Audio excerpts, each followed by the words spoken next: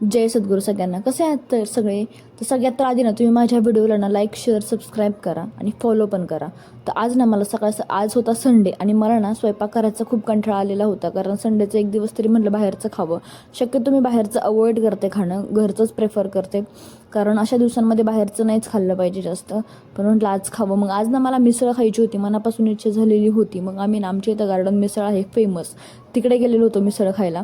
मस्तपैकी भरपेट मिसळ खाऊन घेतली फुल. त्याच्यानंतर घरी आले आणि मी इतकी गाढ झोपले, म्हणजे मला झोपच लागली. डायरेक्ट 4-5ला उठले. संध्याकाळचा बेत होता माझा अंड्याची बुर्जी आणि चपाती. आणि हे बघा माझा नवरा शेफ झालेला आहे.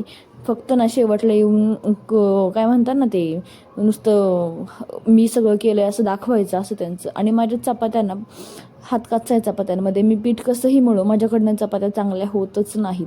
तर चला, इंडिया वर्सेस न्यूझीलंड मॅच चालू आहे, तर आम्ही ती बघत बघत जेवण करत होतो. तर चला बाय.